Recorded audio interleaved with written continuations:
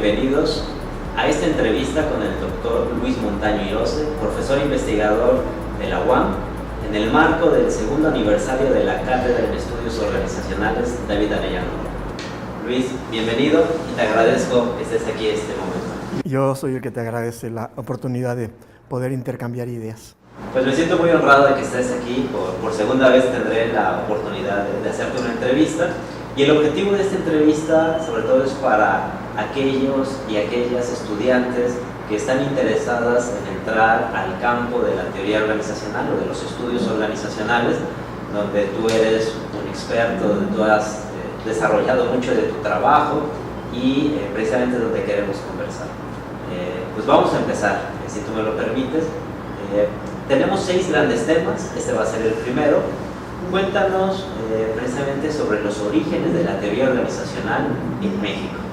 Sí, bueno, otra vez nuevamente muchas gracias, me da mucho gusto poder estar aquí en la Universidad de Jalapa y bueno, poder conversar contigo y que nuestra conversación llegue a oídos de los estudiantes, con mucho gusto.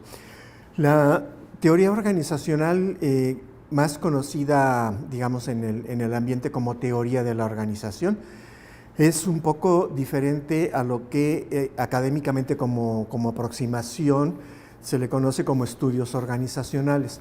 De hecho, podemos decir que si bien hay muchos elementos en común ahora, hubo un momento histórico donde eran diferentes, no solamente en el momento de su aparición, no solamente en el momento de su origen y desarrollo, sino también en cuanto a los temas, en cuanto a las visiones, etcétera, y que lo que encontramos ahora es como un punto de encuentro, aunque todavía se notan diferencias, pero digamos ya hay una amalgama mucho mayor. Llega la teoría de la organización y llega a 2 instituciones principalmente, que son instituciones muy importantes. Por una parte llega al Centro de Investigación y Docencia Económicas, el CIDE, y por otro lado, además del CIDE, llega a la teoría de la organización, llega al Colegio de México, una institución de mucho prestigio a nivel nacional, internacional, primero Casa de España, luego que se formó por grandes historiadores y filósofos en el momento de la Guerra Civil Española, que son recibidos en México. Llega un grupo de intelectuales muy importante y fundan la Casa de España y luego se convierte en el Colegio de México. Y en ese Colegio de México, una de las áreas importantes pues es la historia, digamos, como una de sus bases. Hay otras que se han desarrollado ya mucho. Hay el área de administración pública y es ahí donde llega la teoría de la organización. En el caso del CIDE, llega una figura central, un gran teórico que es traído, no físicamente, es traído, digamos, su obra, que es Herbert Simon, que es uno de los autores más relevantes que hay, Premio Nobel de Economía, porque hay que decirlo, no hay Premio Nobel de Teoría de la Organización, porque Teoría de la Organización es una disciplina que es un poco sui generis, no es como todas las demás, ahorita vamos a eso. Y en el caso del Colegio de México llega un gran sociólogo de la organización, de teoría de la organización, que se llama Charles Perrow.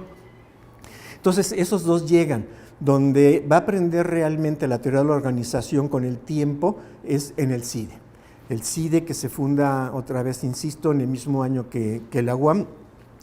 El CIDE que se funda con jóvenes mexicanos, también gente de mucho valor ya, de mucho reconocimiento, pero también recupera, digamos, una parte de movimientos migratorios que venían sobre todo de Sudamérica y que eran también grandes intelectuales que desafortunadamente venían escapando pues, de las dictaduras militares de aquella época.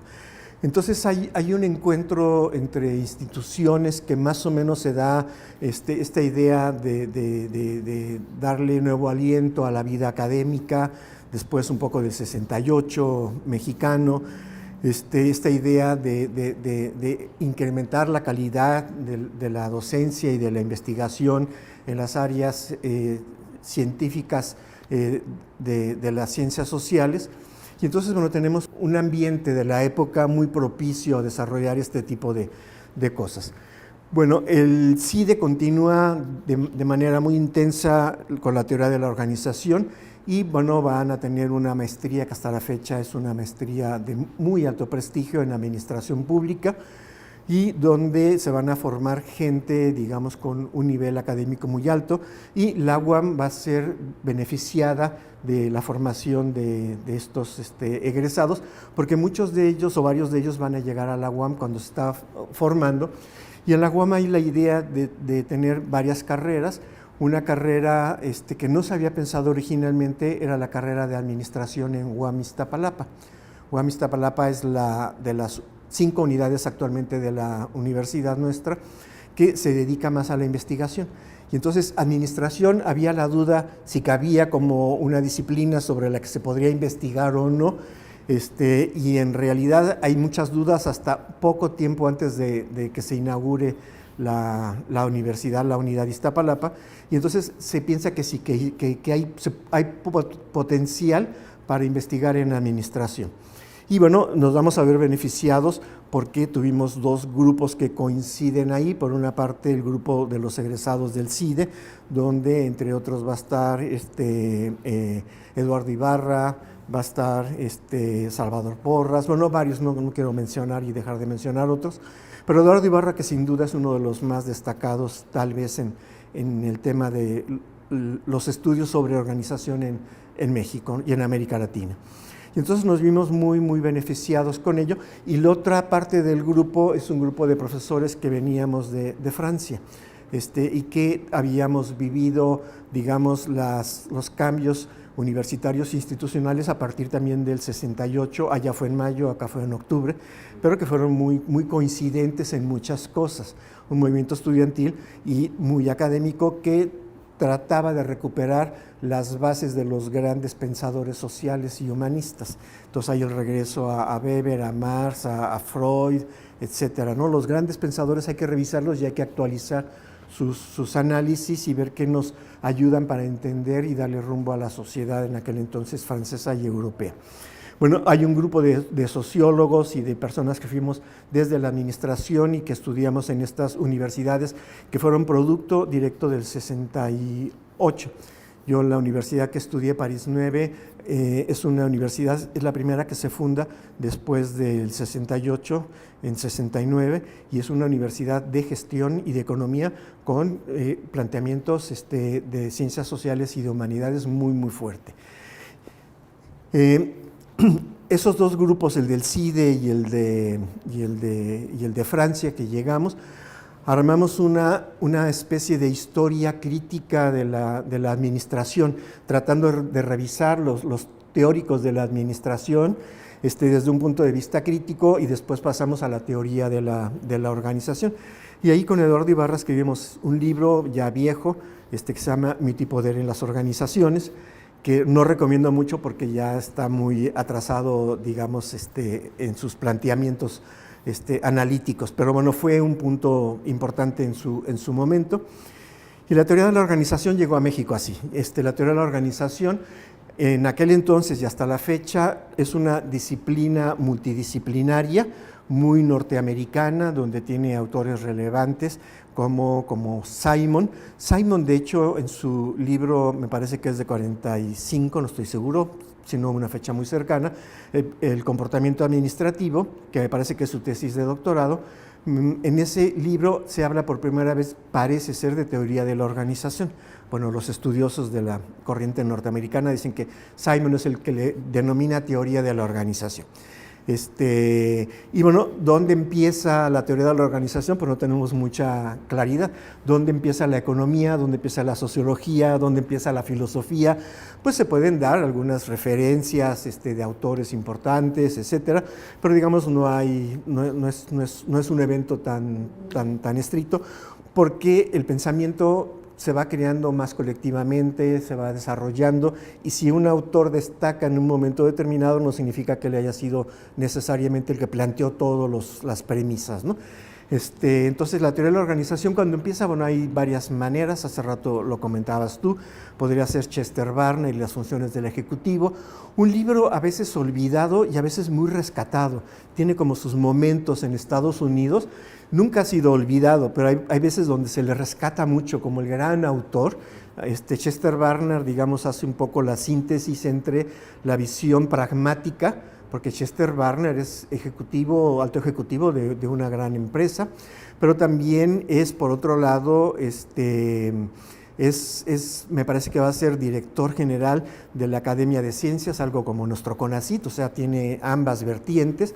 No escribe más que un libro, escribe algunos artículos, asiste a un curso cuando se generó las relaciones humanas con Henderson, un autor muy importante en Estados Unidos para las ciencias sociales, aunque él no es de ciencias sociales, él era médico, bueno, pero trabaja mucho varios seminarios. Y entonces, digamos que Chester Barnard participa también ahí. Entonces, Chester Barnard es un personaje, digamos, con múltiples visiones, múltiples intereses, una gente muy destacada, que logra hacer un poco la síntesis, ¿no? Y que da algunas de las bases fundamentales para entender la teoría de la organización, la administración, sobre todo directiva, ¿no? Él habla mucho, por ejemplo, de la colaboración, de la comunicación, y no lo habla en términos sencillos, como diciendo es importante, sino analiza por qué obedecemos, analiza el tema de la autoridad, se adelanta en gran medida a muchos temas que vamos a ir recuperando posteriormente.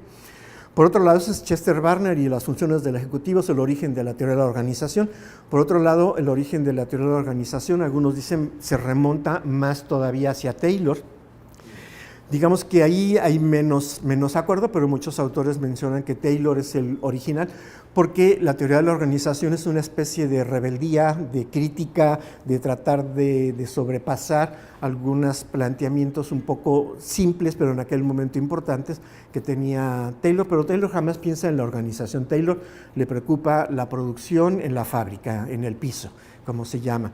Entonces, digamos, se hace planteamientos, pero no es realmente el tema de la organización. Y el otro autor importante o autores importantes se dan en las relaciones humanas, a finales de los años 20, que se empiezan a escribir los experimentos que hubo en la Western Electric, en los talleres Hawthorne en Chicago, y bueno, ahí se ve que surge un factor que estaba poco considerado, nada considerado para mejorar la eficiencia. Las relaciones humanas inician su trabajo con una visión muy científica de qué es lo que determina la eficiencia. Hay dos grandes experimentos, uno que es la iluminación y otro que es la fatiga. Y ambos con una visión y una estructura científica realmente fuerte, y los dos fallan. Fallan no en el sentido de que la iluminación y la fatiga no intervengan en la eficiencia, sino que hay un factor mucho mayor, mucho más importante, que es el factor humano. Y entonces descubren el factor humano, y no es que las relaciones humanas humanicen a la organización, sino encuentran un factor humano, como puede ser una variable ambiental o puede ser una variable fisiológica que afecta a la eficiencia. Entonces tenemos esos tres puntos de partida. Yo tal vez me quedaría con Chester Barnard y tal vez con Elton Mayo. Elton Mayo, que es uno de los autores, no es el principal. Elton Mayo ni siquiera participa de los ejercicios. La gran bondad que tiene Elton Mayo es que él llega tardíamente. Él es australiano, viaja a Estados Unidos, lo contrata a la Universidad de Harvard, y en ese momento lo invitan a participar con los experimentos, con los trabajos de la Western Electric. Pero Elton Mayo desconocía muchas cosas que habían pasado, pero él tiene una gran capacidad, es un excelente académico, tiene una formación académica muy sólida, era psicólogo, le gustaba mucho la antropología, tenía una cultura académica muy vasta, y él logra, digamos, hacer una interpretación adecuada de qué es lo que pasó en la Western Electric sin haber formado parte. Pero llega en el momento en que todavía se están discutiendo muchas cosas y hay muchos debates, y él, digamos, logra darle sentido y claridad a esos debates. Esa teoría de la organización llega a México. Simon llega más del lado del CIDE, decíamos Charles Perrault, un sociólogo, llega más del lado del colegio, y en la UAM no tenemos mucha influencia del colegio, pero sí mucha influencia del CIDE, y recuperamos teoría de la organización, con una visión medio francesa, digamos muy crítica, que venía del 68, y con una visión también muy crítica que venía de la fundación del del CIDE, que viene también del 68 mexicano. Es decir, el 68, ese sí nos marca, ese momento de debates teóricos, de planteamientos nuevos, de búsquedas, de darse cuenta que la sociedad está cambiando, pero que para entender a la sociedad también hay que entender a las organizaciones, lo que era un planteamiento, digamos, bastante novedoso.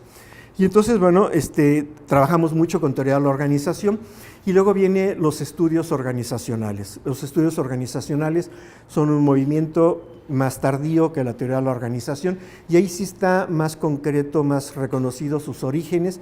Aparece en Inglaterra o en Reino Unido y aparece con sociólogos ingleses o británicos.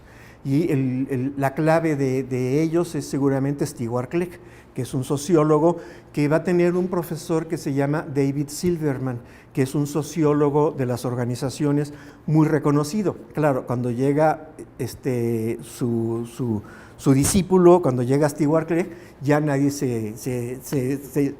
revisa a Silverman, pero Silverman es muy interesante porque plantea una teoría de las organizaciones desde el punto de vista constructivista, no positivista, es decir, cómo se hacen las organizaciones, pues las van armando los individuos en su cotidianeidad y van construyendo las reglas y las estructuras y lo van haciendo no solamente con la racionalidad, sino a través de convencionalismos, a través del uso del lenguaje, las prácticas. Era un libro muy adelantado en la época, en los 60, era un libro muy avanzado. Y Stewart Clegg tiene ese reflejo de tratar de avanzar las propuestas de Silverman y empiezan a pensar que necesitan una visión distinta de la organización. Y esa visión distinta es mucho más cercana a las humanidades que a las ciencias sociales, que es la que plantea la teoría de la organización. Entonces se plantea un acercamiento con la filosofía, con la lingüística, con la antropología, con la historia, con el psicoanálisis. Es el momento donde se habla también de la posmodernidad, entendida esta como un intento de entender a la sociedad haciendo la conjunción entre las humanidades y las ciencias sociales. Y entonces, bueno, empiezan a brillar los autores como por ejemplo Foucault.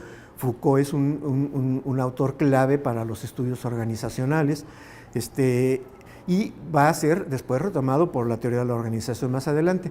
Entonces, esta idea también va a plantear que hay temas nuevos, no son los mismos temas, no es el tema de la decisión y la racionalidad, sino ahora vienen temas como el poder y la cultura, el lenguaje, qué significa hablar, cómo es posible que el lenguaje construya realidades sociales y organizacionales. Y entonces tenemos una visión muy distinta. La confrontación, como son grupos sociales, no solo son grupos de académicos que piensan, son grupos sociales, digamos, tienen prácticas sociales y entonces empiezan, digamos, a discutir acerca de quién se debe llevar los honores, la distribución de los méritos, qué revistas son mejores, cómo puede entrar el grupo europeo, que primero es inglés, cómo puede entrar el grupo europeo hacia el mercado norteamericano. Y entonces empieza una serie de disputas que van más allá de lo académico. Hay que entender que los investigadores, como decía bien Bruno Latour, también se pelean entre ellos, también discuten, también buscan los recursos, buscan los signos del éxito, etcétera. Y bueno, pues también hay esa discusión. Con el tiempo hay un área que yo planteo, que es el área del análisis institucional y sobre todo el nuevo institucionalismo, que los junta, que hace que se junte la teoría de la organización con los estudios organizacionales a partir del estudio de las instituciones. Desde mi punto de vista, que parte de las humanidades y que para trasladarse al ámbito de las ciencias sociales necesita conocer una reducción y una menos profundidad para poder ser utilizado. Y el análisis institucional lo que va a permitir es una teoría bastante coherente que mezcla elementos de la teoría de la organización y de los estudios organizacionales y que va a permitir hacer una gran cantidad de estudios empíricos, porque al final pues, necesitamos conocer también la realidad. Y esos análisis han llegado mucho a América Latina, mucho a México, A México ha llegado una vertiente del análisis institucional distinta a la que ha llegado a Brasil, por ejemplo, pero digamos, llega el análisis, el neoinstitucionalismo, llega a América Latina, y a partir de ahí como que hay un reflejo de decir, sobre todo para los estudios organizacionales, como que estamos cayendo nuevamente en un ámbito más de la teoría de la organización, menos reflexivo, busca más la funcionalidad, que no tiene nada de malo, pero el grupo original quería hacer una reflexión más académica, más de las humanidades, etcétera, y de repente como que empieza a retirarse. Y esa es mi explicación, no está por escrito, pero es mi explicación de por qué la revista de estudios organizacionales se separa a un grupo y crea una revista reciente que se llama Teoría de la Organización. No es que sea un regreso a la teoría anterior, se trata de una nueva teoría de la organización, es decir, necesitamos también teorizar, no solamente, digamos, aplicar la teoría y tener método para conocer la realidad, que es muy valioso, pero la parte teórica no termina todavía de formarse, nunca se va a terminar la teoría. Entonces, como que hay también la necesidad a veces de avanzar más la teoría, a veces más la metodología, a veces más los estudios, digamos, empíricos, y como que tenemos a veces también ciertos vaivenes entre eso. Creo que vamos a regresar pronto y nos va a llegar la influencia de eso a reflexionar nuevamente sobre la teoría. Los estudios organizacionales junto con la teoría de la organización y el neoinstitucionalismo han servido porque se han hecho muchas investigaciones de corte práctico, trabajo de campo, que es muy importante conocer nuestra realidad local, que también es una de las expectativas que pueden tener los estudios organizacionales, que sirvan para reconocer realidades distintas. América Latina es distinto a Europa, distinto a Asia, distinto. Entonces, algunas cosas que no podemos reconocer con otras disciplinas como la sociología, la economía, la antropología, la teoría de la organización, que se mete realmente a la parte, digamos, donde se desarrollan los proyectos sociales, llámense empresariales, políticos, religiosos, lo que sea, culturales, todo se realiza siempre al interior de organizaciones. Entonces, conocer las organizaciones es como meterse uno al corazón de los proyectos sociales, es decir, de lo que acontece en la sociedad. Claro, pero no te di una respuesta muy larga. No, está muy bien. De hecho, es hasta corta por todo lo que implica niveles de años y de autores.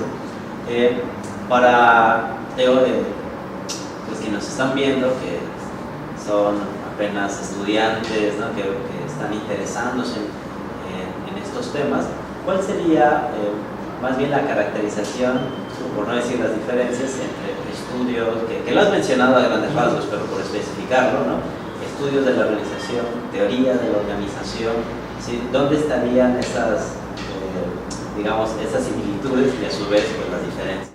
Sí, bueno, empezando por las similitudes, es que ambos tratan de entender la naturaleza social de la organización, social amplio, es decir, cultural, psicológica, política, etcétera, entendiendo que la organización como la sociedad, aunque son instancias distintas, una no reproduce a la otra, digamos, tiene un conjunto de lógicas distintas.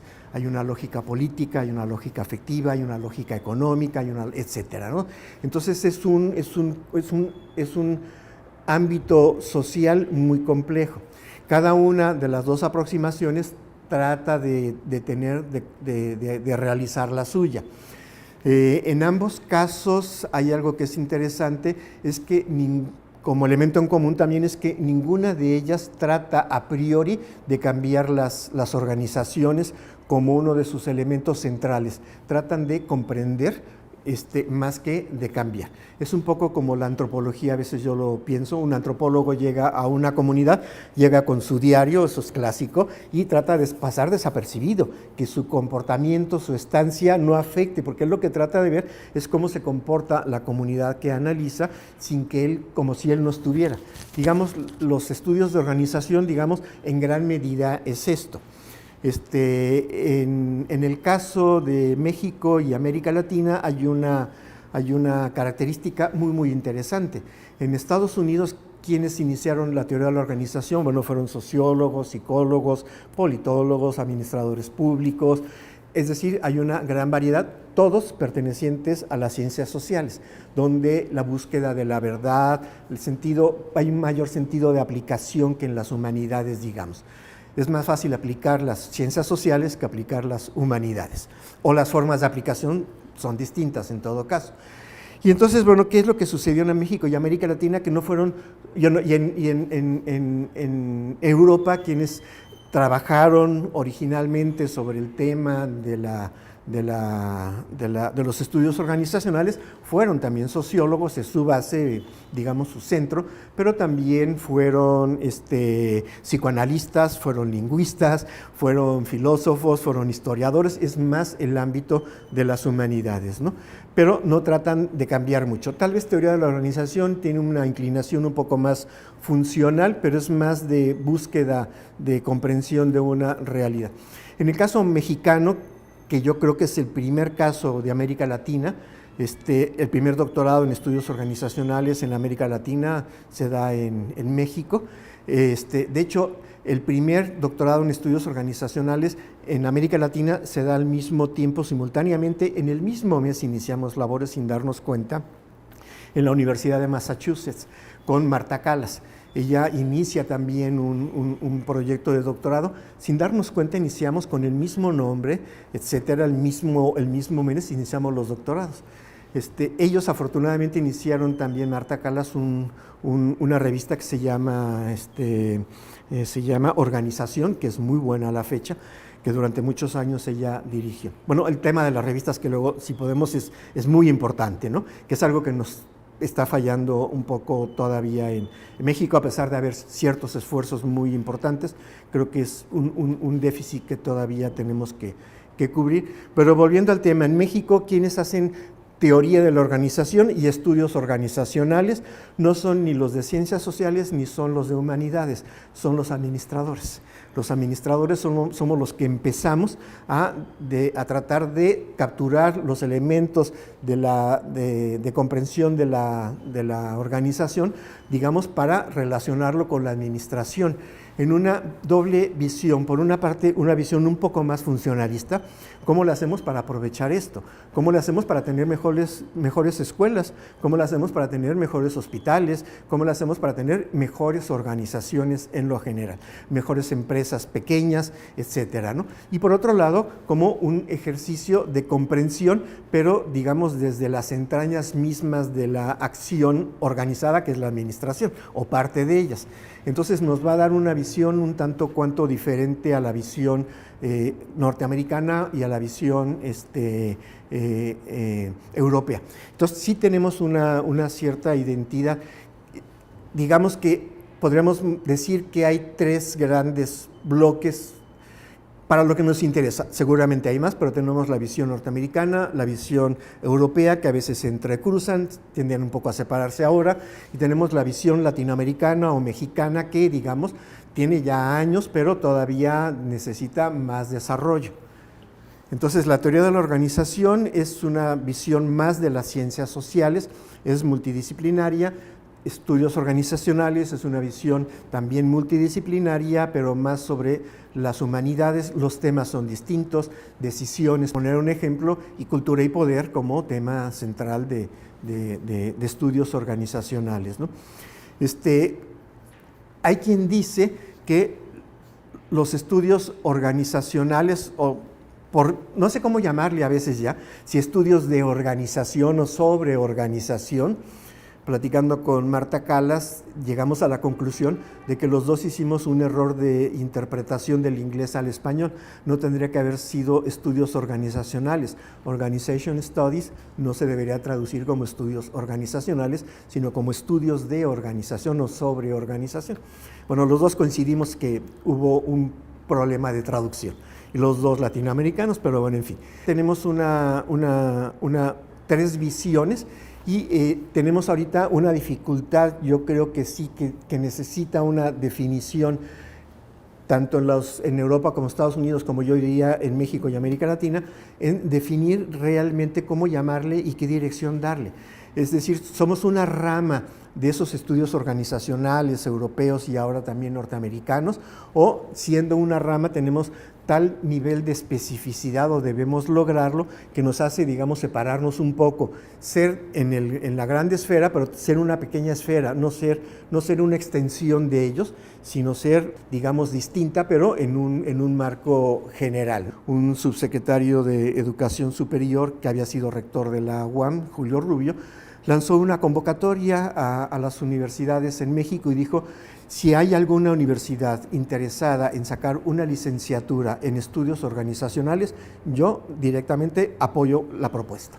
Y hubo, digamos, algunas reflexiones, intentos, algunos colegas se acercaron con nosotros y por qué no entre 2 o 3 universidades sacamos una licenciatura, miren que tendríamos el apoyo a priori de un subsecretario. Y bueno, lo pensamos mucho y reflexionamos y no encontramos ni a la fecha una sola universidad en el mundo que tenga una licenciatura en estudios organizacionales, ni en teoría de la organización. Siempre aparece como una parte de posgrado, es decir, que implica que haya un conocimiento básico que pueden ser administradores, economistas, sociólogos, ahora educadores, etcétera, que todos requerimos, digamos, de una reflexión sobre las organizaciones, porque como diría un sociólogo norteamericano, Amitai Etzioni, pues es que el mundo moderno vivimos en organizaciones, nacemos, vivimos y morimos en organizaciones. La organización es una constante del ser humano y entonces, ¿quién necesita saber un poco de organizaciones? Pues casi todos. ¿El médico necesitará saber de organización? Sí, un poco. ¿El ingeniero que trabaja en una gran empresa necesitará saber? Sí. Y entonces, digamos un poco apresuradamente, llegamos a la conclusión de que no valía la pena tener una licenciatura en estudios organizacionales, sino reforzar los posgrados que teníamos. Y entonces, bueno, esa es la idea de que los estudios organizacionales, que incluyen ya teoría de la organización, por decirlo así, por economía del lenguaje no estar repitiendo uno y otro, digamos, solo como estudios organizacionales, ¿a quién le es útil? Pues le es útil mucho a una persona que hace un posgrado. Al menos eso es digamos, el clima internacional, de que en muchos posgrados se puede estudiar organizaciones, ¿no? En la Facultad de Química de la UNAM se estudia organizaciones, por ejemplo, en muchos lados, ¿no? En el Colegio de México, en Administración Pública, se sigue estudiando organizaciones.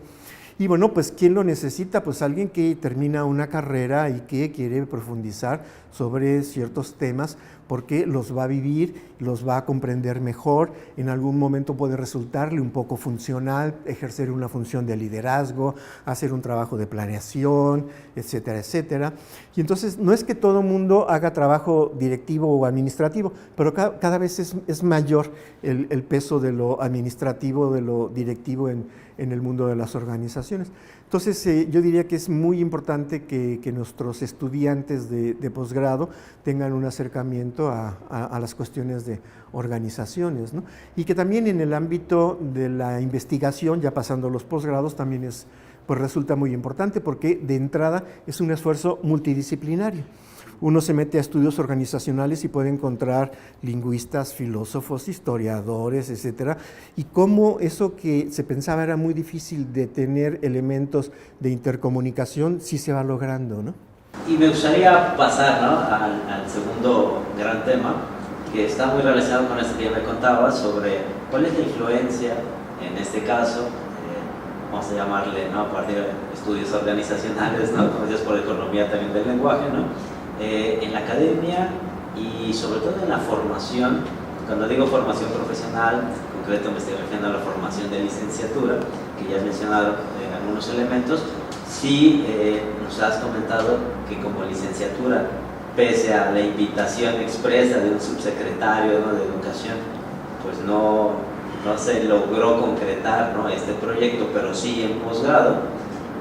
También yo observo un fenómeno, que la licenciatura en administración ha tendido a desaparecer, bueno, a transformarse, porque ahora le llaman en algunos gestión, en otras dirección y gestión, en otra dirección de talento humano, ha tenido diferentes nombres, pero es cierto que ya en la administración y ciertos estudios han revelado que como campo profesional el administrador perdió, digamos, esa proporción del mercado o esa atracción, ¿no?, de los empleadores. ¿Qué podrías comentarnos al respecto? Sí, cuando se quería la carrera de administración en los 40, en el Tecnológico de Monterrey, es la primera institución que crea la carrera, y la crea para formar a sus propios cuerpos directivos. Los mandaba a formar a Europa, a Estados Unidos, pero veía que las cuestiones fiscales, las leyes, las costumbres no coincidían evidentemente, y dijo, no, tenemos que formarlos a partir de acá. Y entonces el Grupo Monterrey, que era el grupo económico más poderoso en aquel entonces, crea el TEC de Monterrey para formar a sus propios cuadros, y la primera carrera que hace, no sé si fue en el año 43, no, pero en los 40, digamos, es la carrera de licenciado en Administración de Negocios. Después viene la Ibero, que es la segunda, y vienen después otras, viene la UNAM, y le ponen ya en la Ibero y en la UNAM, en la Ibero no me acuerdo si fue la designación, pero en la UNAM le ponen la licenciatura en Administración de Empresas. Y eso va a causar, digamos, rispideces en el Consejo Universitario, si se admite esa carrera o no, porque era para, digamos, para los empresarios, y por qué no los empresarios hacían sus escuelas como el Grupo Monterrey, porque había que llevarlo a una universidad pública. Hay un debate muy, muy interesante documentado, y por pocos votos de diferencia, me parece que 2 votos, gana que sí entre la carrera de Administración de Empresas, y se expande por todos lados. Tiene una atracción muy grande, y en la actualidad es la carrera más estudiada en nuestro país. Y entonces, bueno, alcanza un nivel muy grande. Pero la duda de la que había instalado la crítica permanece allí. Es válido hablar de administración de empresas, y de repente se le quita lo de empresas. Entonces se pueden administrar, además, empresas públicas, pero se pueden administrar hospitales, se puede administrar teatros, se puede administrar un museo, y se dice, hay cosas que son similares: la planeación, el control, la búsqueda de la motivación, la comunicación. Eso sucede en todo tipo de institución, y se trata de crear una administración más general, que incluya lo público y lo privado, y también una diversidad institucional muy, muy amplia. Y sucede que la primera carrera de Administración de Empresas, que es la de la UNAM, pues de repente dicen, no, también tenemos que entrarle a eso, y entonces le quitan de empresas, pero al quitarle de empresas empiezan a competir con otra licenciatura en Administración de la UNAM muy fuerte, que es la Administración Pública. Entonces la Facultad de Ciencias Políticas y Ciencias Sociales le reclama a la Facultad de Administración y le dice, no puedes tener una licenciatura, no te vamos a apoyar, en el Consejo Universitario no te vamos a apoyar, porque parece ser que ustedes son la licenciatura en Administración General, y nosotros vamos a hacer un componente especializado, lo público. Y en aquel entonces había mucha empresa pública, todavía no nos llegaba el neoliberalismo, ya había mucha empresa pública, entonces estaba bien, digamos, hablar de administración pública, sea desde el punto de vista político o desde el punto de vista más funcional. Y entonces la Facultad de Administración y Contaduría de la UNAM reacciona y dice, ok, le voy a poner entre paréntesis de organizaciones, un poco el modelo de la UAM, que estaba trabajando ya en administración de organizaciones. El título no decía de organizaciones, pero el título de la UNAM empieza a aparecer como de organizaciones. Entonces ve un título terrible, o sea que tu título que vas a colgar en la pared de la sala diga licenciado en administración, y así como entre paréntesis de organizaciones, ¿no? Suena muy, muy feo. Creo que ya lo quitaron y quedó solo administración nada más. Entonces, digamos que la administración, a partir de eso, afortunadamente, sí empieza a tener un tono más crítico. La crítica aparece cada vez más en la sociedad. El movimiento del 68, la crítica a los sistemas autoritarios políticos, la crítica a los sistemas democráticos, la crítica a la desigualdad en el país, agregado con otros elementos más actuales como la violencia, etcétera. El país empieza no solamente a entrar en crisis, sino que las crisis son cada vez más visibles. Ya no es solo la televisión la que nos habla desde una sola posición, sino encontramos medios distintos, etcétera, voces distintas, y digamos, eso afortunadamente también llega a las facultades un poco más conservadoras, Y bueno, pues es que un administrador no va a decir que vive en el paraíso y que administrar es fácil, va a darse cuenta de que hay conflictos, de que hay problemas, de que hay, etcétera. Y entonces, bueno, tiene que tener un acercamiento más real a su propia profesión. Y entonces la crítica empieza a ingresar en estas carreras como administración. En economía, por ejemplo, después del 68 hubo un cambio en su currícula y tuvieron clases de marxismo 1, marxismo 2, marxismo. Ahora tú comentabas, siguiendo en este mismo tema, que los estudios organizacionales son su género. Perdón, no, y te iba a comentar nada más porque iba parte de la pregunta, ya te interrumpí. Es que los estudios organizacionales y la teoría de la organización sí empiezan a ser introducidos en algunos estudios de licenciatura, sobre todo de administración. Eso era un poco mi parte final. Bueno, pero iba, fíjate a esto, ¿no? Que esta parte su generis, ¿no? Tiene algo que es impactante, ¿no? En el sentido, tú lo has ya mencionado, hay influencia de la sociología, hay influencia de la psicología, de la antropología, de la filosofía, de la economía, ¿no? Bueno, y podría seguir, ¿no? O sea, no solo ellas, ¿no?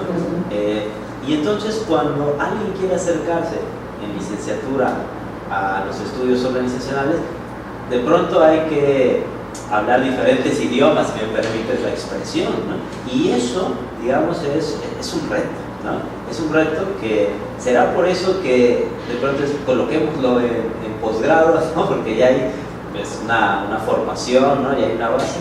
O qué es lo que tú percibes con la experiencia que tienes, es esta percepción de unos estudios organizacionales que no es como normalmente conocemos una teoría de la física o como una teoría matemática, sino que parece que es una pluralidad, ¿no? de teorías. Sí, es muy interesante esa pregunta, no sé si la responderé adecuadamente, pero te doy algunas ideas.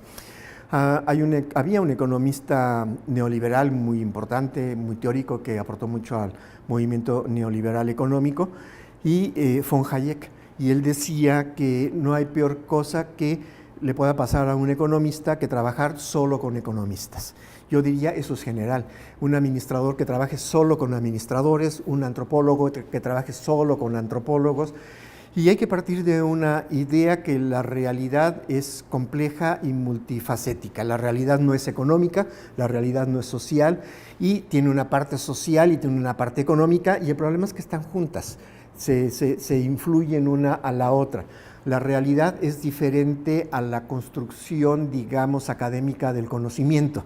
No se corresponde, no es a partir de la realidad, sí, no es a partir de la realidad que construimos, porque el conocimiento es una construcción. No es que lo construyamos, sino tomamos partecitas, porque es tan compleja la realidad que tratamos de entender cuál es la parte psicológica. Entender la parte psicológica es tan complicado, y luego entender la parte antropológica, cultural, es tan complicado, y luego establecer las ligas, pues es muy difícil, pero tenemos algunas orientaciones y algunos temas de investigación que son necesariamente multidisciplinarios. Un médico que estudió pediatría, o alguien que estudia gerontología, pues ¿qué estudia? Pues estudia de manera integral al niño o de manera integral al adulto mayor. No es experto en el corazón, no es experto en esto, sino tiene que tener una visión integral. La medicina familiar es otro ejemplo.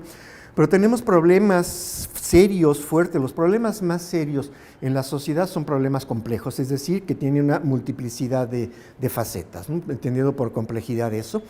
Y entonces, bueno, pues tenemos el problema de la violencia. El problema de la violencia es económico, es cultural, es psicológico, pues es de todo. Es político, es de todo. Entonces no podemos, digamos, conocer y tratar de resolver o mejorar o eliminar, al menos paulatinamente o gradualmente, el problema de la violencia si no lo entendemos así. Si queremos decir el problema de la violencia, quitándole el dinero a los narcos, se va a acabar en sus cuentas bancarias, se va a acabar el narcotráfico. No, porque van a encontrar otras maneras para darle salida a los flujos financieros. Y el problema del narco es un problema cultural, pues mucho se ha hablado recientemente. Es un problema político, pues también. Es un problema económico, también. Es un problema, en fin, ¿a qué disciplina le corresponde estudiar la violencia? ¿A qué disciplina le corresponde estudiar los problemas de violencia de género? ¿No? Entonces son problemas complejos y a veces cuando los atendemos disciplinariamente no podemos. La multidisciplina es algo que no se da mucho en general en la academia. Son espacios como un poco reservados, no es fácil entrar, no es fácil comunicarse, tenemos marcos interpretativos, analíticos distintos. Entonces es como hablar a veces otro lenguaje. Es como cuando vamos al médico y nos dice qué tengo y nos da una explicación y no entendemos nada, ¿no? Entonces le decimos que si nos puede traducir y ya nos hace una traducción más o menos. Bueno, es lo mismo cuando las disciplinas crean su propio lenguaje en el sentido conceptual. No es que quieran armar un grupo cerrado y que nadie los entienda más que ellos, pero tienen que manejar conceptos y esos conceptos son definiciones que el propio grupo académico le da. No, la palabra no tiene el mismo significado en la vida cotidiana que al interior de un grupo científico, entonces ellos trabajan con conceptos y entonces es muy difícil, cuando decimos burocracia, sí, pero burocracia desde el punto de vista de quién, de la sociología, de la teoría de la organización, de Weber, de Merton, de quién, ¿no? Entonces digamos que se afina y entonces nos cuesta trabajo comunicarnos como si habláramos otro idioma. Entonces tenemos que aprender a comunicarnos de otra manera. No es que no lo hagamos, tenemos que buscar, digamos, un lenguaje común, así como supongamos el inglés sería la lengua franca. No es porque tengamos que hablar inglés porque admiremos solo a los norteamericanos, sino porque el inglés nos permite comunicarnos con los coreanos y con los tahitianos y con quien sea, porque es la lengua franca. Creo que habría que crear algo similar, un sistema de comunicación, porque si no vamos a hablar nosotros y habla el otro y no nos entendemos. Creo que la multidisciplina en gran medida es colectiva. Es más fácil armar un grupo multidisciplinario que uno mismo convertirse en multidisciplinario. Uno puede acercarse a ciertas lecturas y empezar a entender conceptos de otras disciplinas y eso es muy bueno. Y eso es lo que yo creo que habría que hacer también en las licenciaturas. Formamos a veces a gente en una sola visión y les ponemos como los parches a los caballos así y no ven más que así, ¿no?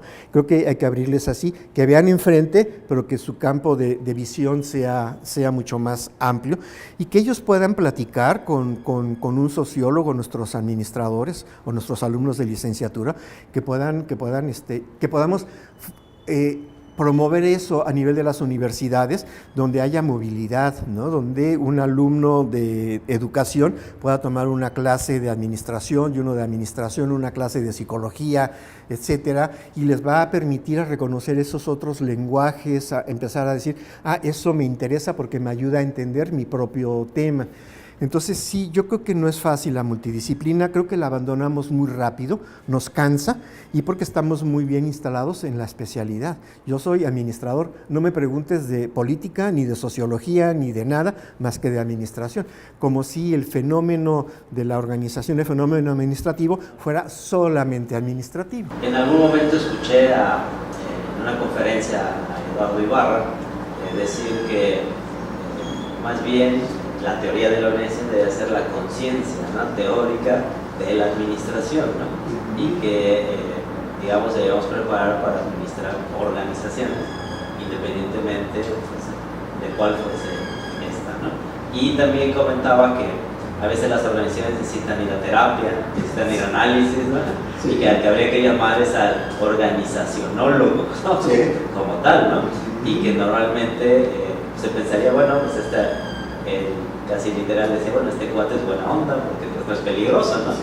Cuando alguien que diseña, ¿no?, que gestiona, que dirige organizaciones, pues encuentra estos temas como el poder, la dominación, ¿no?, la alienación, ¿no?, si me permites la expresión, ¿no?, dentro pues, de estos grupos, o más bien dentro de la sociedad, ¿no?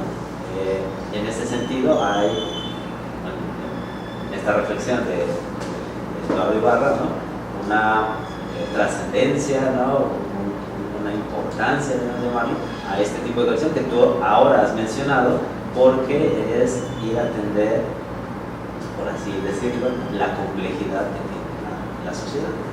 Bueno, quisiera pasar al tercer gran tópico, Luis, autores, ¿no? ¿Qué nos recomendarías para sí acercarnos, ¿no? Porque digamos, aquí tenemos dos precios que estamos pagando.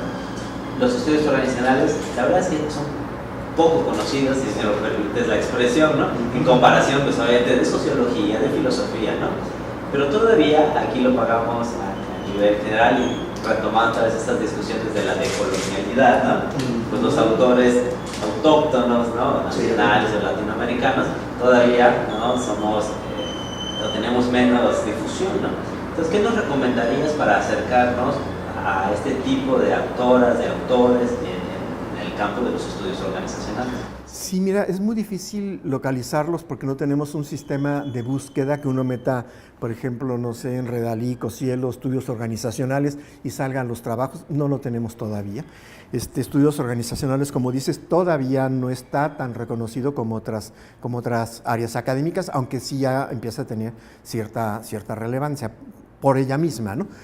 Creo que hay autores de los que iniciamos, digamos, el movimiento un poco, y te podría hablar pues, de los autores del CIDE, pues obviamente estaría David Arellano, estaría Enrique Cabrero, aunque sigue utilizándola, pero digamos está con otros temas más de administración pública o más políticos, ¿no? Pero digamos que fue uno de los grandes también junto con David en impulsar la teoría de la organización y los estudios organizacionales, ¿no? A nivel de la UAM, que fue donde hicimos un esfuerzo institucional más grande, tuvimos el apoyo afortunadamente de la universidad, etcétera, y eso nos ayudó mucho, y tuvimos la suerte de poder fundar la maestría y el doctorado en estudios organizacionales. Ahí tenemos gente que ha destacado mucho. Bueno, está Antonio Barba, por ejemplo, que es un autor muy, muy reconocido, que trabaja, entre otras cosas, el tema de la cultura. Tenemos, entre otros compañeros de UAM Azcapotzalco, como Ayusabet de la Rosa, que ha trabajado mucho el tema del poder. Magali se me fue su nombre, su apellido ahorita, qué pena. Y Magali trabaja mucho el tema de la ecología y las organizaciones. En Xochimilco, en la UAM Xochimilco, está Ángel Vázquez, que trabaja mucho. Él hizo su tesis de doctorado sobre una prisión. Se metió a la prisión y, bueno, no como preso, se metió a la prisión, pidió permiso, habló, hizo entrevistas, estuvo con ellos. Hizo un trabajo impresionantemente bueno. Acá en Veracruz, dos colegas que ya hemos nombrado, Giovanna Mazzotti y Alejandro Saldaña, muy, muy buenos investigadores, muy reconocidos.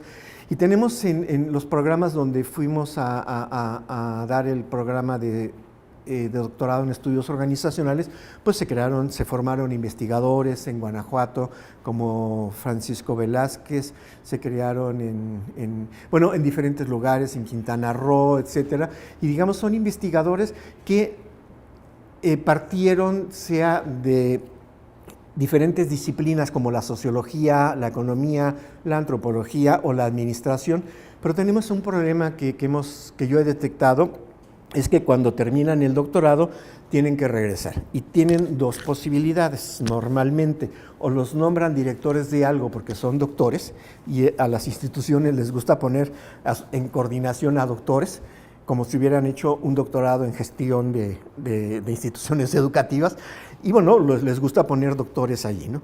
Entonces, creo que es un poco erróneo. Si los ponen a dirigir un centro de investigación, un grupo de investigación, quedaría perfecto, pero si los ponen a dirigir, no sé, la biblioteca, pues es un error, ¿no?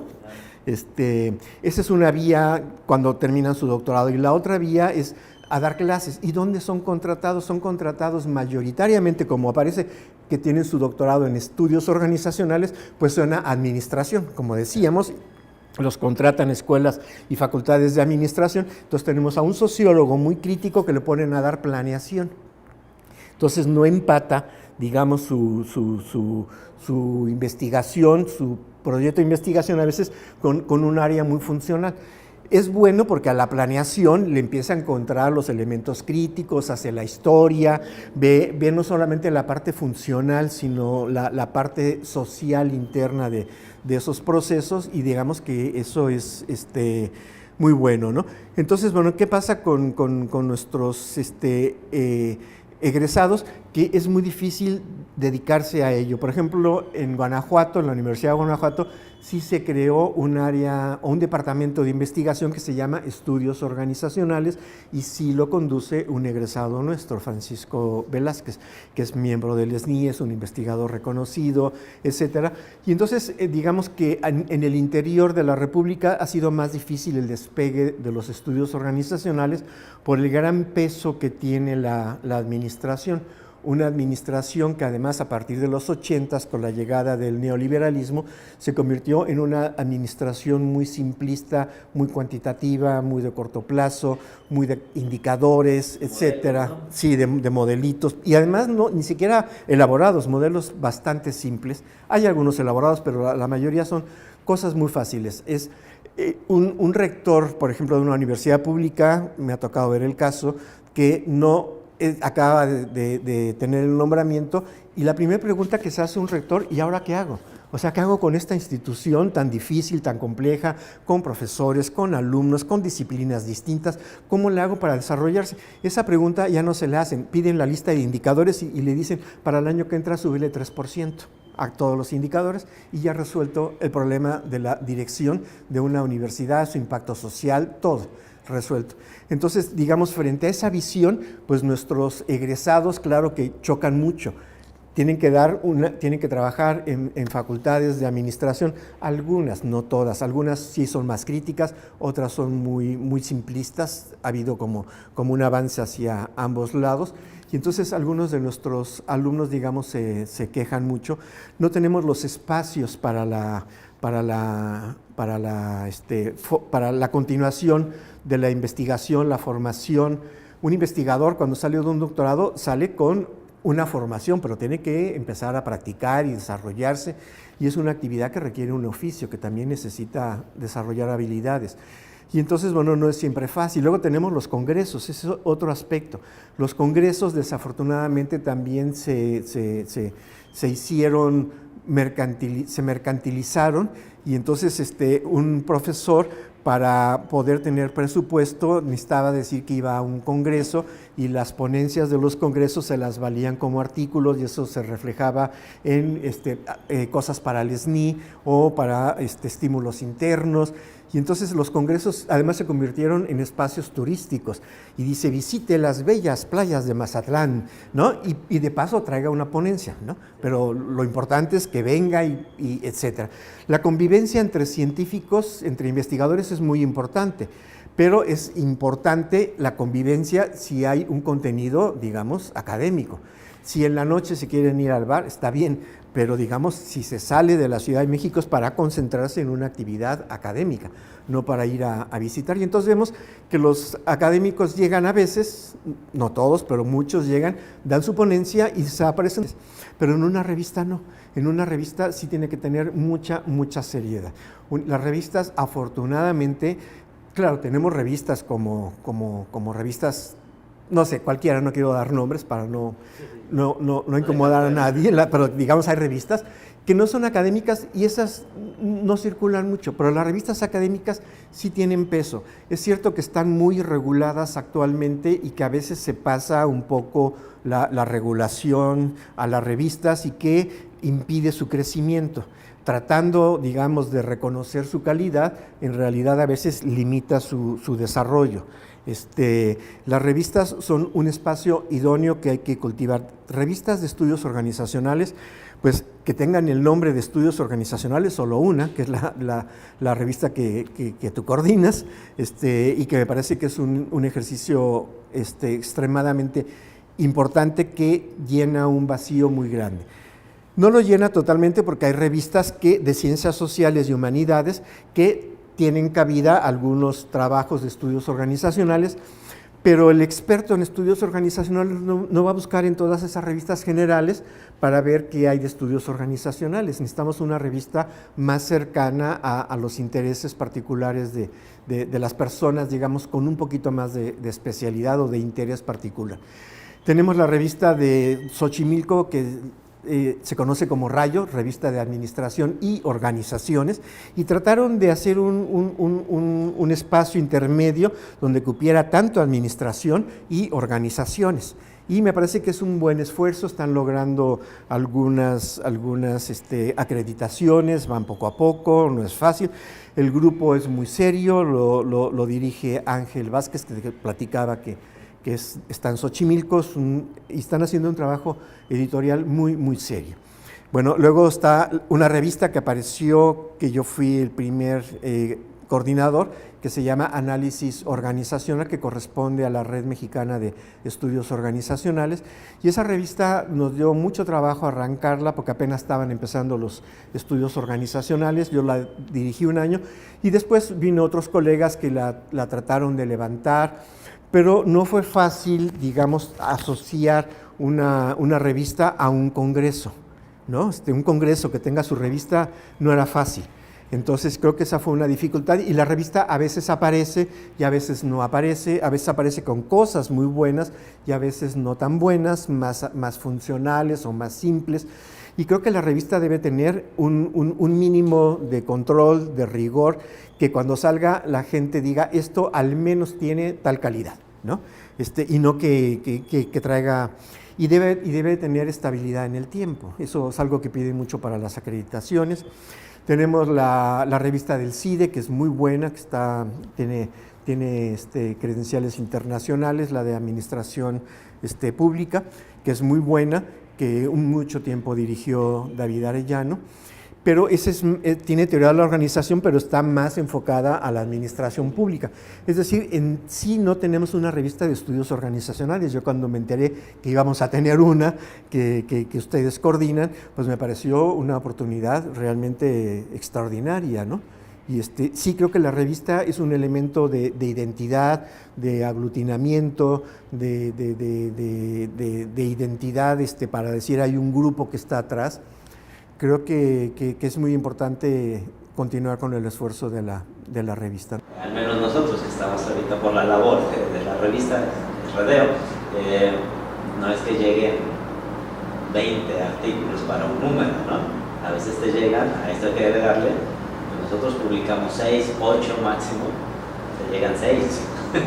Y cuando la revista inicia, y que es muy buena, es un momento muy difícil de arranque y de desarrollo, porque los investigadores están buscando revistas que sean reconocidas por CONACYT mínimamente a nivel nacional, y eso significa que tengan pues algunas reconocimientos, certificaciones, y al principio no los tienes, es imposible que los tengas por procedimiento. Te dicen, si la revista tiene 1 o 2 años no te podemos certificar, entonces hay que esperar un tiempo. Pero una vez que la revista es certificada, me acuerdo porque la revista Iztapalapa, que se llama, donde yo estoy, de Ciencias Sociales y Humanidades, recibíamos, sí, muchos, porque ya tiene mucha tradición, recibíamos artículos, etcétera. El día que nos certificó CONACYT a nivel internacional, como que se cuatruplicó el número de artículos, ¿no? La gente se enteró, está buscando en CONACYT qué revistas debo publicar para mejorar mi SNI o entrar al SNI, y pues mandan ahí, ¿no? Claro, nos causan una carga de trabajo impresionante, ¿no? Y que hay que tener mecanismos para atender esa carga de trabajo, que cuando nos llegan 5 o 10, bueno, los podemos atender, pero cuando nos llegan, no sé, 100 artículos, pues decimos, ¿y quién los va a dictaminar? No tenemos tanto dictaminador tampoco, y los dictaminadores están ocupados a veces también. Aunque es un trabajo, tampoco es que sea un oficio. Sí. No es que haya el dictaminador, ¿no? Claro, no lo hay, no. Has tocado un punto clave, no solo creo que dentro del campo de los que nos dedicamos a los estudios organizacionales, es complicado como la investigación en México, pues digamos los números pues, son alarmantes de cuántos de los egresados de un posgrado se podrán dedicar con, digamos, una credencial de investigador tiempo completo, ¿no? En una universidad, llámese público o privado. Pero, digamos, en este campo que es trascendente, creo yo, ¿cómo caracterizarías la investigación en los estudios organizacionales? ¿Qué elementos tiene y qué debe considerar alguien que va a egresar de un grado, porque no necesariamente debe ser de doctorado, ¿no? Pero va a egresar y quiere dedicarse a la investigación desde o en los estudios organizacionales? Sí, hace poco hice un trabajo sencillo, no un artículo de fondo, viendo cuáles son los grandes temas de los estudios organizacionales por los autores, aquellos que te mencioné como más relevantes, o algunos de los más relevantes, y también las tesis de doctorado del programa de estudios organizacionales. Nos da una idea de qué es lo que les interesa y qué está investigando la gente o va a seguir investigando. Y lo que me encontré es que hay dos grandes temas, el tema de la identidad y el tema del poder. Yo no sé si van juntos, pueden ir o pueden no, pero la identidad es un problema muy serio. Hace rato tú hablabas de la decolonización.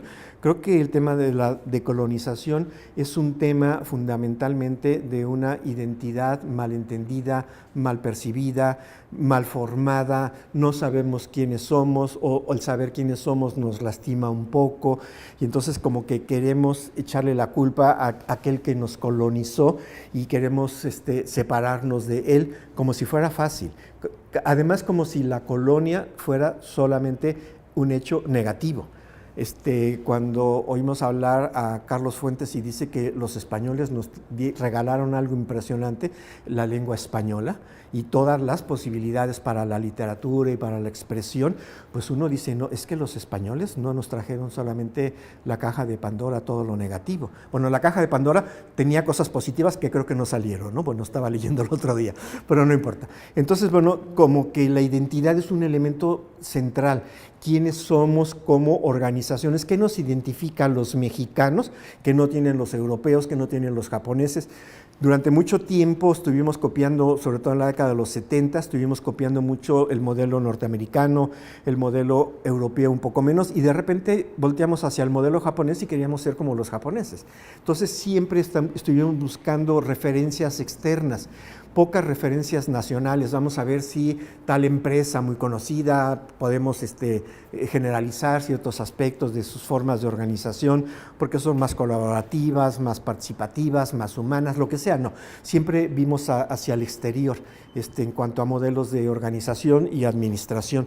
Y de repente pues empezamos a ver que ya avanzamos un poco y que podemos hablar no de un modelo a la mexicana, pero ya con ciertas características mexicanas que toman en cuenta nuestras leyes, nuestra cultura, nuestro nivel de desarrollo tecnológico, que toman en cuenta variables locales más importantes, pero no nos convencen y nos vemos en el espejo y no nos gusta y decimos, nosotros no somos así como estas organizaciones que nos vemos un poco subdesarrolladas, un poco caóticas, un poco corruptas, un poco politizadas, quisiéramos tener mejores hospitales, mejores, lo que decía hace rato, y no nos vemos reflejados ahí. Y entonces buscamos, ¿y a qué se debe? Y obviamente que no vamos, como mecanismo de defensa, no vamos a utilizar la autocrítica y vamos a decir, no, es que son los de afuera los que nos impusieron un modelo de forma de ser que no corresponde con nuestra realidad. Y entonces empezamos con un discurso de colonización muy fuerte, muy absoluto. La culpa es de ellos, que es algo, digamos, bastante natural, comprensible, y que debemos pasar ese estadio, porque si no, pues no nos vamos a entender nosotros mismos. Es decir, somos lo que ellos quisieron siempre, o nosotros, aún sin quererlo, sacamos nuestras propias raíces culturales de desarrollo, etcétera, y como que no nos sentimos orgullosos con esa identidad, porque tenemos el otro espejo con el que nos comparamos, y entonces pienso que la identidad es un elemento central. Y luego también buscamos mucho la diferencia de las identidades institucionales. No es lo mismo trabajar en un hospital que trabajar para el gobierno, no es lo mismo trabajar en una prisión que trabajar en un teatro. Y entonces hay una identidad, digamos, la institución, y eso se sabe, forma parte de la identidad del individuo. Cuando le preguntan a uno, ¿y tú quién eres? Pues yo diría, soy profesor, ¿no? Y eso me da identidad, me da un conjunto de valores, una visión, incluso una visión de la vida, de cómo pienso, cómo siento, cuáles son mi relación con los demás. Entonces, esa búsqueda de identidad que trató hace muchos años Octavio Paz en su Laberinto de la Soledad, pues creo que seguimos siendo muy solos, ¿no? Creo que no hemos logrado definir, conformarnos con nuestra propia identidad, y eso se ve en muchos trabajos de investigación claro, con otras identidades además nuevas, como el problema del género, todo el tema de la inclusión, sí, los indígenas, sí, los pobres, sí, los marginados, etcétera, que están teniendo acceso, como por ejemplo, sabemos que los movimientos sociales son reivindicaciones de identidades, más que movimientos sociales de lucha de clase y de otras cosas. Las reivindicaciones ahora mucho pasan por reconózcanme la identidad, tengo derecho a la dignidad con una identidad distinta, y eso creo que es uno de los grandes temas, que además aborda la diversidad, aborda el problema de la construcción de la identidad histórica. Creo que son de esos temas complejos. Responder a la pregunta, ¿y quién eres tú? ¿Quién soy yo? ¿Quiénes son ellos? Creo que sigue siendo esencial. El tema de la identidad en las universidades, por ejemplo, me tocó dirigir una comisión para mi propia universidad, y fue un tema de mucho debate y muy interesante. ¿Quiénes somos como universidad? ¿Qué tipo de universidad somos? ¿Qué tipo de personas somos los que trabajamos en esta universidad? Es cierto que hay una relación que veía Merton entre la estructura de la personalidad y la estructura de la organización. Una persona que tiene cierto sentimiento de culpa, que tiene cierto sentimiento de persecución, va a adoptar una estructura de la organización a la defensiva, va a ser muy burocrática, muy controladora, pero también la estructura de la organización afecta a la estructura de la personalidad. Y esto es muy interesante. Entonces, digamos, si los individuos tenemos problemas en definir nuestra identidad, que no solo es un problema mexicano, ni latinoamericano, la identidad como tema empezó a volver a surgir de manera muy importante en las últimas 2-3 décadas, pero de manera muy, muy importante. Se regresó a la pregunta del ser, ¿no? A la pregunta del ser, preguntas incluso de tipo existencial. No es cierto que la sociedad de consumo haya acabado con el ser humano, con sus anhelos, están ahí, digamos, como latentes. Yo creo que hay que sacarlos. De hecho, se ha maximizado ahora con todos estos youtubers, ¿no? Que precisamente se vuelven referentes, ¿no? U orientaciones, ¿no? Para la identidad, ¿no? Sí. de muchos hombres y de muchas mujeres. Sí, y con esta idea de la posmodernidad a la que nos referíamos hace rato, que menciona como uno de sus rasgos centrales el final de las grandes narrativas, pues eso también implica problemas de identidad, problema de los migrantes, problema de identidad, ¿no? El problema de quién es mexicano el 15 de septiembre, el que nació y le gusta el pozole, o mexicano es el que adquirió la nacionalidad, aunque no entienda la cultura. Entonces tenemos problemas de definición de identidad. ¿Qué significa ser mexicano, para empezar, ¿no? Ser mexicano es alguien que viene de otro país y que tiene aquí 5 años y cumple con sus obligaciones y ya aprendió a hablar un poco de español. Todavía a lo mejor no le gusta el pozole para el 15, pero sigue siendo mexicano, con otras referencias. Entonces tenemos el problema de las identidades y cada vez tenemos más extranjeros en el país. La globalización no es solamente que los países se acerquen entre sí, sino que recibimos cada vez más migrantes, ¿no? Sí, digamos, el tema es la diversidad, creo. La diversidad, ¿no? Mencionaste, ¿no? Obviamente el poder que... el poder. Yo creo que de Foucault se abre el tema de manera importante, ¿no? De identidad, ¿no? Que me parece sumamente interesante, ¿no? Y que otra vez da esta apertura a verlo desde la filosofía, creo, desde la psicología, la sociología, bueno, todas las que tú has mencionado. Un poco acercándonos hacia el final ya de esta entrevista, Luis, que ha sido muy generoso con todas estas explicaciones. Ahora pasaré a algo y voy a empezar con esta frase que a mí me ha gustado mucho de David Arellano, en los cursos que nos ha hecho favor de darnos y de platicarnos. Dice, la teoría de la organización se puede ver como una caja de herramientas. Y en ese sentido, hay situaciones que te van pasando dentro de la organización que uno quiere explicarse, que quiere explicar de la organización o de las organizaciones, y uno puede ir a Merton, ir a Simon, ¿no? Ir Crozier, como Friedman, ¿no? Bueno, Crozier y Friedman, ¿no? Que hacen este libro conjunto. Pero, ¿cuál tú consideras que es esta parte de aplicación, ¿no? Claro, ya lo mencionaste, que serían como los estudios organizacionales. Voy a preguntarlo ahora desde la teoría de la organización, pero en México, en Latinoamérica, ¿sí? Un poco el contexto que muchos de nosotros sabemos, casi el 98% voy a hablar de empresas ahora sí, pues son micro, pequeñas, medianas, que muchas de ellas son familiares, ¿no? Y bueno, se tiene una estadística negra, que al segundo año, pues casi el 90% de ellas, pues fenecen, ¿no? En este contexto, ¿cuál sería la aplicación de la teoría de la organización? Sí, es un tema que también reflexioné en el trabajo que te decía sobre los estudios organizacionales en México. Bueno, los grandes temas decía identidad y poder, ¿no? Y por otro lado, ¿cuáles son el tipo de instituciones que se han estudiado? Una de esas instituciones es la empresa y sobre todo la pequeña empresa y la empresa sobre todo pequeña y familiar, o la empresa familiar no tan pequeña, mediana, pero digamos entre empresa pequeña y familiar, digamos, se centran. Tenemos pocos estudios en México sobre grandes empresas. Que alguien diga, voy a estudiar la IBM, es que yo creo que ni los investigadores internacionales más reconocidos no lo han hecho. Estudiar la IBM sería estudiar las filiales de 150 países y entender entender esas mega organizaciones. Es muy complicado de hacer, requiere muchos recursos, requiere grupos de investigadores y entonces nos atenemos a espacios organizacionales, organizaciones, digamos, más cercanas a nosotros, que sean más accesibles. Que alguien diga, voy a estudiar Pemex, híjoles, y con una visión crítica y voy a estudiar los problemas de identidad y de poder, pues nos cierran las puertas automáticamente. No es que solo sean esos temas, se pueden estudiar otros temas como la colaboración, temas como la gobernanza, la toma de decisiones, y nos abrirían las puertas y vamos a encontrar identidad y poder necesariamente.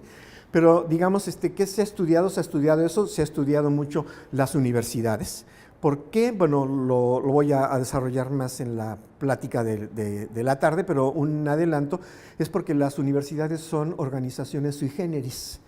No son como las otras, tienen características particulares y a la gente le gusta estudiar las organizaciones. Es como a los diseñadores industriales les gusta hacer diseño de sillas. Y yo me pregunto, ¿y por qué los diseñadores siempre hacen diseño de sillas? Porque ahí practican, porque ahí analizan, porque les está a su alcance y entonces hacen nuevos diseños, nuevas formas, nuevas estructuras, no porque se vayan a dedicar a diseñar sillas, pero es como su laboratorio en pequeño. Yo me pregunto si el estudio de las universidades para nosotros es como un laboratorio para entender una parte de las formas de organización que puede estar presente en otros tipos de instituciones, pero que no está tan presente como en el caso de las universidades.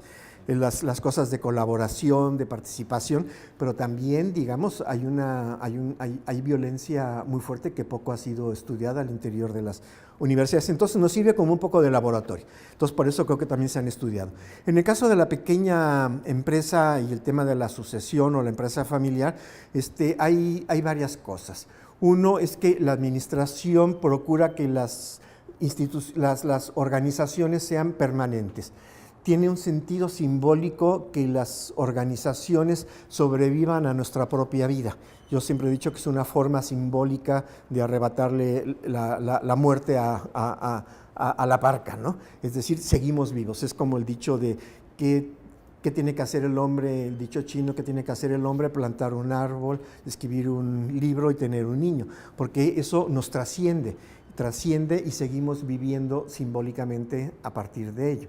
Debería decir trabajar en una organización. Y trabajar, sí. Entonces, la organización nos trasciende, la organización está pensada, digamos, no pensada, está generada a raíz de ese posible valor simbólico que se puede discutir, pero yo creo que sí tiene un valor simbólico de trascendencia que reduce un poco nuestra angustia de muerte. Digamos, a lo mejor es muy psicoanalítico, pero por ahí algunos autores han abordado el tema, pero también por el lado de la administración es que la organización Es la idea del capitalismo. El capital, la idea fundamental del capital en términos económicos, que tenemos un poco de dinero, y la idea fundamental es que tiene que crecer.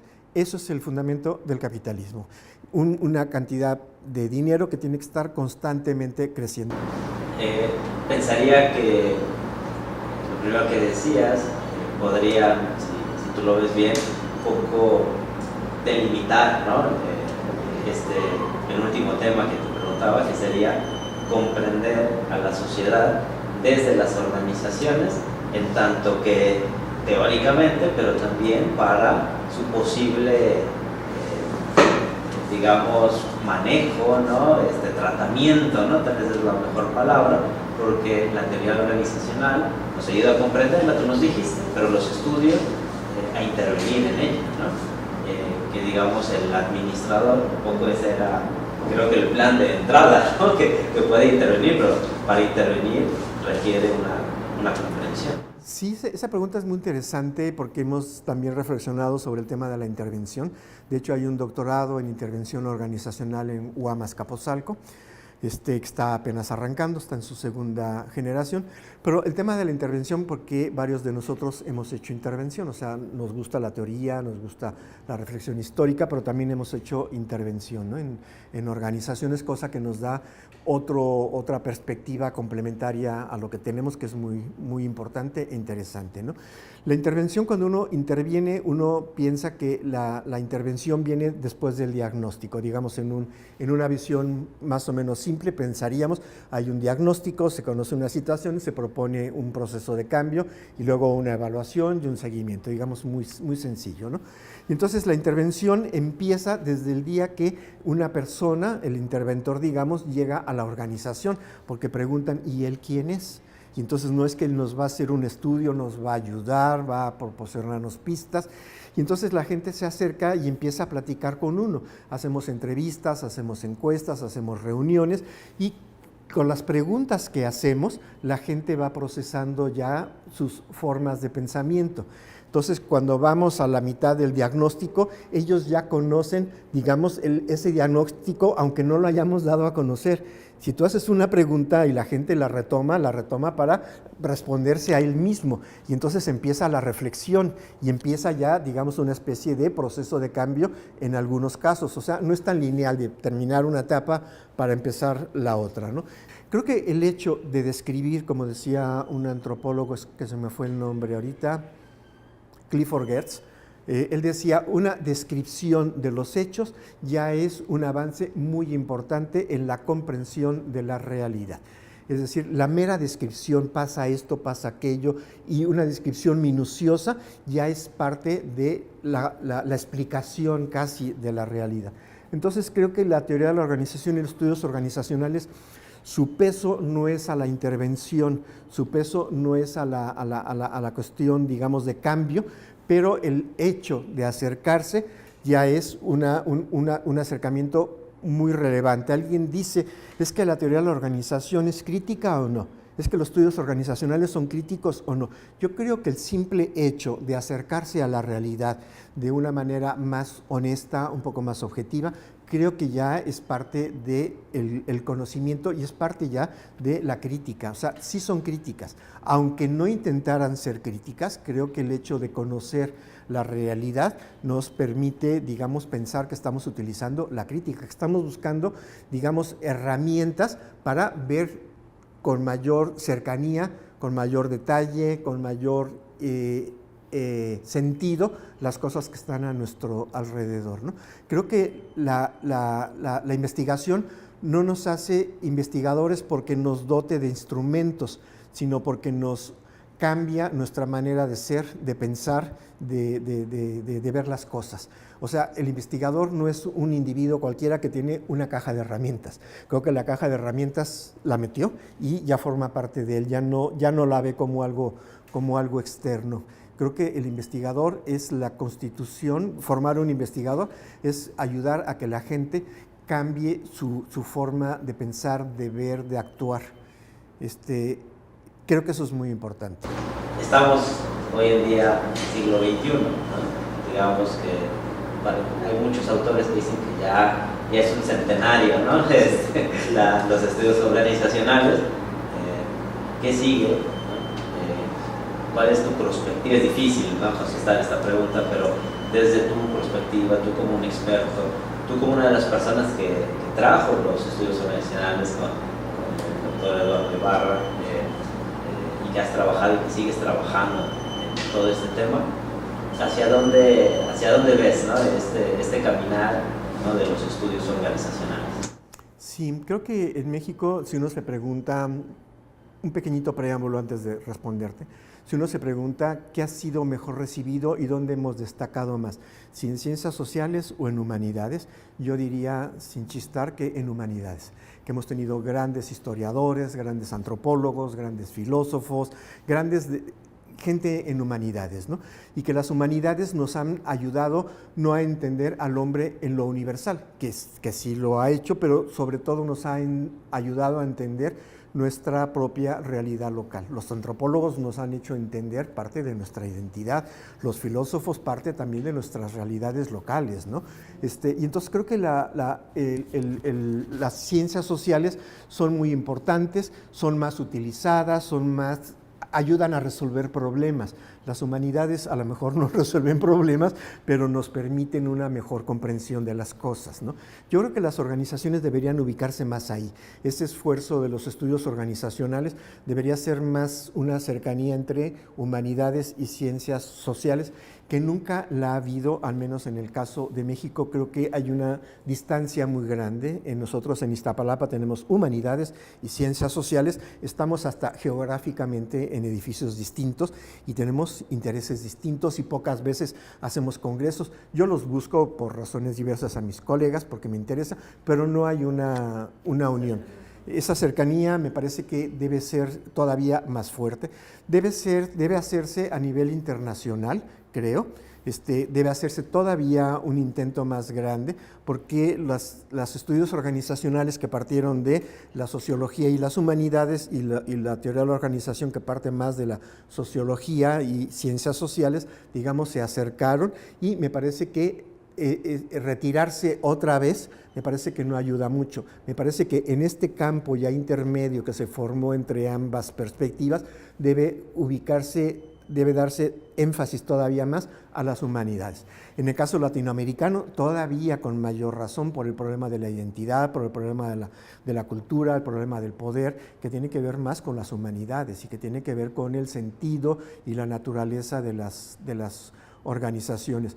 Entonces yo creo que es eso, y con humanidades me refiero también a algo que los mismos estudios organizacionales no hicieron mucho, que es su cercanía con algunas humanidades que no tuvieron un peso importante por dificultades de diferente razón, pero por ejemplo creo que hay que hacer una mayor incorporación del psicoanálisis, creo que hay que hacer una mayor incorporación de la lingüística, una mayor incorporación todavía de la filosofía. O sea, Foucault no es el único filósofo, bueno, Derrida tampoco es el único filósofo. Foucault no se consideraba filósofo, ¿no? Sí. Él decía que no se consideraba nada. No. Y él decía que su tema no era el poder, ¿sí? Dice, todo el mundo piensa que yo estudio el poder, excepto una persona, yo, ¿no? Entonces, creo que sí necesitamos proteger más ese espacio que ya se empezó a formar entre ambas, y a lo mejor ponerle otro nombre, ya no llamarle estudios organizacionales y teoría de la organización. A lo mejor los mexicanos o latinoamericanos deberíamos de también hacer propuestas a nivel internacional y decir, esto que ya tenemos aquí, no le llamemos con sus nombres de origen, busquémosle otro nombre y busquémosle otras posibilidades de desarrollo. Yo creo que ahí está el reto, ¿no? Y las revistas nos van a ayudar mucho, ¿eh? Bueno, y seguir trabajando en los posgrados. Fíjate que habría que a lo mejor pensar en un número sobre los retos de los estudios organizacionales en América Latina o en México, ¿eh? Ya, de una vez lo firmamos para el número 5. Luis, pues te agradezco mucho tu tiempo, estas explicaciones. Estar contigo pues, siempre es un gusto, es un placer que nos compartas pues, todas estas observaciones, tus aportaciones, tus comentarios. Y bueno, también invitarles a que vamos a grabar pues, tu conferencia que vamos a tener más tarde en este día, y pues nuevamente agradecerte que hayas pues aceptado ante tu agenda pues venir aquí a Jalapa, a la Universidad de Jalapa y en concreto pues, con nosotros en la Vicerrectoría de Investigación. No, pues para mí es realmente un honor y un gusto estar con ustedes y compartir este ánimo por avanzar esta área de análisis que es tan importante, que son por los estudios organizacionales, ¿no? Claro. Con mucho gusto. Le agradecido soy yo. Pues queda esta entrevista para el análisis y sobre todo para, decía al principio, todas las personas que estén interesados en trabajar, en investigar, en estudiar los estudios organizacionales. Muchísimas gracias. Mi nombre es César Augusto García Soberano, Saber para Trascender.